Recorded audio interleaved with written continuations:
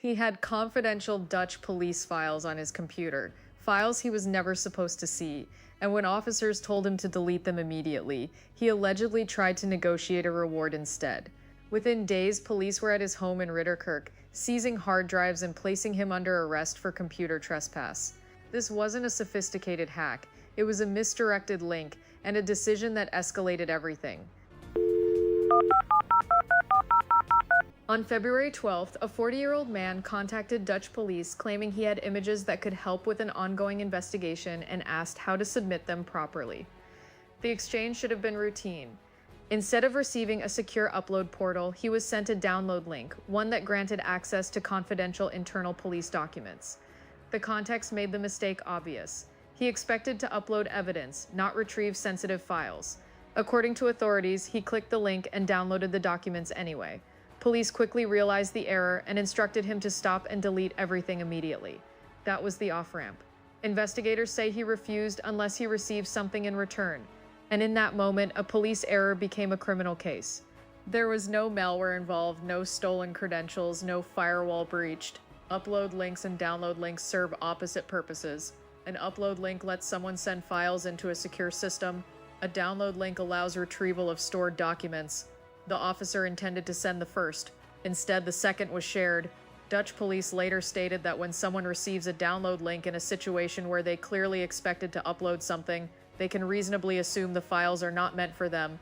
Under Dutch law, computervredebreuk, knowingly accessing digital data without authorization can qualify as computer trespass, even if no technical defenses were bypassed. The issue is not hacking skill, it's awareness. Authorities argue that once he understood the link was sent in error and continued downloading, intent became part of the case. The alleged request for compensation changed the tone entirely.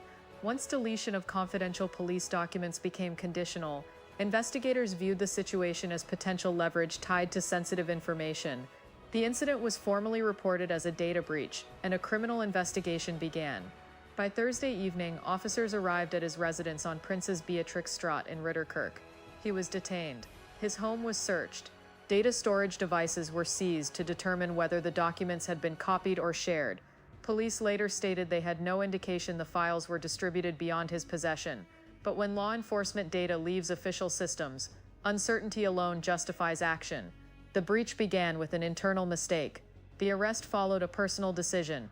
The suspect now faces allegations of computer trespass, and additional legal consequences could depend on how prosecutors interpret his request for something in return. Authorities emphasize that recipients of misdirected confidential information have a duty to report the mistake and refrain from accessing or retaining the material. Accidental access does not equal legal authorization. Even without sophisticated tools, knowingly holding onto sensitive files can cross a legal boundary. Meanwhile, police continue following official data breach protocols to assess the full scope of exposure. The legal spotlight is no longer on the misclick. It's on what happened after the warning. This case highlights a larger truth about the digital age. Systems fail, humans make mistakes, and links get misdirected. But once you recognize that something isn't meant for you, your response defines the outcome. The law increasingly focuses on intent, on what someone does after realizing access was accidental.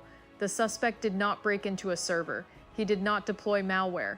But investigators argue that once he understood the files were not intended for him and allegedly tried to leverage them, the line was crossed.